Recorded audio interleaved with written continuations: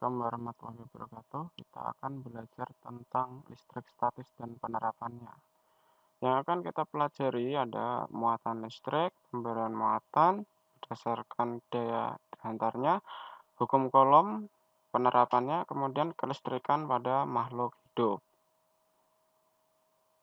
Kemudian kita akan mempelajari pertama kelistrikan dalam sistem saraf.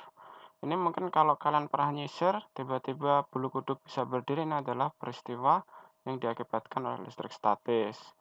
Juga pada sistem saraf, pengaliran impuls, ini adalah listrik statis. Kemudian benda yang bermuatan listrik pertama kali diselidiki oleh Thales dari Yunani pada tahun 640 sampai 546 sebelum Masehi. Dengan menggosokkan batu ember, ternyata benda-benda ringan, ternyata potongan-potongan kecil, daun, dan bulu dapat tertarik ya. Ini adalah peristiwa gejala listrik statis. Kemudian kita juga akan mempelajari seperti ini. Ini adalah contoh dari peristiwa listrik statis. Kertasnya tertarik ke sisir. Kemudian sifat muatan listrik, kalau positif sama positif tolak menolak, negatif dengan negatif tolak menolak. Kemudian yang berbeda muatan akan tarik menarik. Kemudian ada benda yang bersifat isolator dan konduktor. Tuh. Kemudian induksi muatan listrik adalah peristiwa terinduksinya muatan. Nah, di sini contohnya adalah benda yang lingkaran besar ini didekati muatan, ternyata dia berkumpul pada satu sisi. Ini adalah peristiwa induksi. Kemudian alat yang digunakan untuk menghasilkan muatan listrik, ini contohnya adalah generator Van de Graaff. Ini mungkin kalian yang pernah nonton Mr. Bean, kalian pernah lihat alat ini. Alat ini dapat menaikkan rambut dari orang yang menyentuh alat ini. Kemudian ada elektroskop, adalah alat yang digunakan untuk mendeteksi adanya muatan, terdiri dari bagian atas itu bola, kemudian ada aluminium foil di bawah, kemudian ada tangkai logam yang terbuat dari isolator. Di sini dia akan mekar kalau ada benda bermuatan. Kemudian ada hukum Coulomb di sini, gaya listrik antara dua benda bermuatan sebanding dengan muatan masing-masing dan berbanding terbalik dengan kuadrat jarak. Pernyataan ini disebut dengan hukum Coulomb. Atau mungkin bisa dilihat di sini F sama dengan K Q1 Q2 per R kuadrat, di mana K adalah konstanta, nilainya 9 kali 10 pangkat 9, Q adalah muatan listrik, dan R adalah jarak antara dua muatan. Kemudian kita juga akan mempelajari tentang konsep medan listrik. Benda yang positif medannya keluar panahnya, sedangkan negatif dia masuk. Benda yang positif sama negatif terlihat seperti benda C, dia akan tarik-menarik. Kemudian ada kuat medan listrik, secara nilai ada E sama dengan F bagi Q2, di mana E adalah medan listrik, atau E adalah kaki retak-retak, di mana Q-nya cuma 1. Kuat medan listrik dinyatakan kerapatan garis gaya listrik. Semakin besar kuat medan listrik, maka garis gaya yang digambarkan akan semakin rapat. Itu. Kemudian ada potensial listrik. Di sini adalah kalau elektron bergerak dari negatif ke positif, maka itu berasal dari potensial tinggi ke potensial rendah. Tapi gerak elektron adalah dari potensial rendah ke potensial tinggi. Kemudian besarnya potensial V sama dengan Kq per R, di mana V adalah potensial listrik, Q adalah muatan, dan R adalah perpindahan muatan.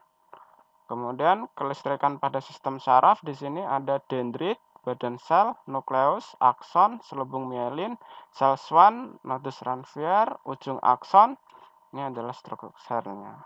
Kemudian ada akson, merupakan serabut panjang yang pada umumnya tidak bercabang. Kemudian berfungsi meneruskan impuls dari badan sel ke saraf sel lainnya atau neuron lainnya. Dengan akson mengandung benang-benang halus yang disebut neurofibril.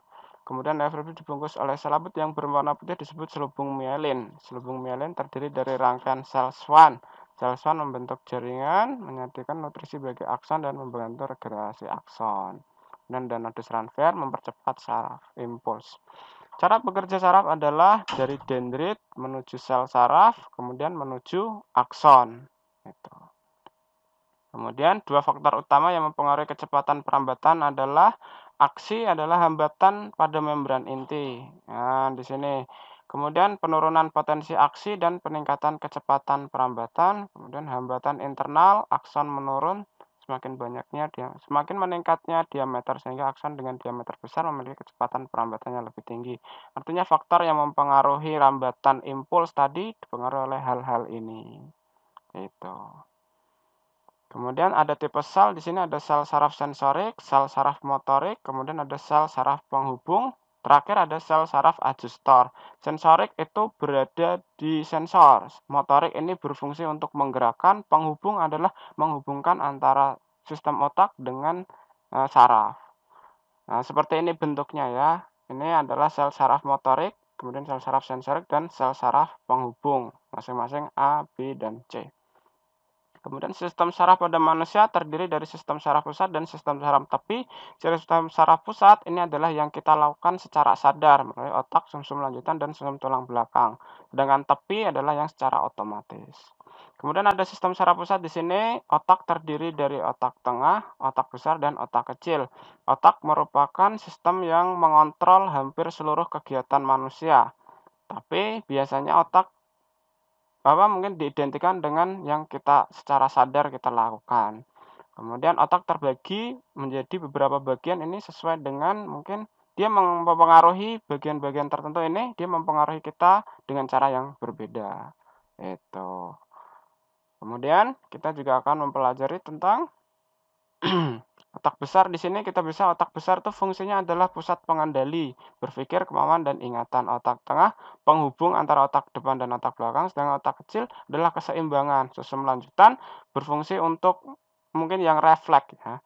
Kemudian di sini ada sistem saraf tepi tadi yang seperti kita bahas adalah sistem saraf yang mungkin ada yang sadar dan tidak sadar. Ini ada parasimpatik dan simpatik. Di mana yang parasimpatik dapat terlihat dia bekerjanya berlawanan arah dengan simpatik ya. Parasimpatik contohnya memperkecil pupil, sedangkan simpatik dia memperbesar pupil. Parasimpatik memicu sekresi air liur, untuk simpatik menghambat sekresi air liur. Jadi sistem saraf tepi ini berada di tulang belakang secara keseluruhan untuk yang simpatik, sedangkan yang parasimpatik berpusat di otak. Kemudian impuls saraf, ini kalau disadari itu reseptor saraf otak, kemudian efektor. Reseptor saraf sensori sumsum tulang belakang, ini adalah kalau dia otonom. Kelistrikan pada jantung, ini perhatikan ini adalah bagian-bagian dari jantung. Ini akan menghasilkan arus listrik ketika berdenyut. Yang pertama, nodus SA memulai gelombang depolarisasi dari antrium kanan ke antrium kiri. 70 second terjadi kontraksi antrium, kemudian diikuti dengan gelombang depolarisasi lanjut ke AV. Kemudian ketiga, gelombang dari nodus AV menuju buka HIS, kemudian diteruskan ke jaringan Purkinje. Kelistrikan pada tulang mengandung kolagen dan apatit. Kolagen merupakan suatu bahan piezoelektrik, yaitu ketika diberikan suatu gaya pada kolagen akan terbentuk potensial arus listrik. Kemudian sambungan antara dua jenis semikonduktор ini akan menghasilkan induksi dan mengendalikan pertumbuhan tulang. Kemudian hewan yang mengandung listrik, pertama ada ikan belelai gajah. Nah, ini seperti ini bentuknya, dia bisa mendeteksi adanya mangsa atau adanya pemangsa. Kegunaannya. Kemudian ada hewan berikutnya adalah ikan pari listrik. Ini dapat menghasilkan arus listrik untuk melumpuhkan mangsa dan untuk sensor juga. Kemudian ada belut listrik, mungkin ini dapat menghasilkan arus listrik sampai 600 volt atau 600 watt selama 2 milidetik. Mereka bisa menghasilkan listrik untuk menyerang. Kemudian terakhir ada ikan hiu kepala martil, ini salah satu ikan yang dapat menggunakan arus listrik untuk mendeteksi adanya mangsa. Maaf, hewan terakhir adalah echidna. Di sini adalah semacam landak. Ini dia dapat mendeteksi adanya mungkin mangsa. Mungkin demikianlah. Assalamualaikum warahmatullahi wabarakatuh.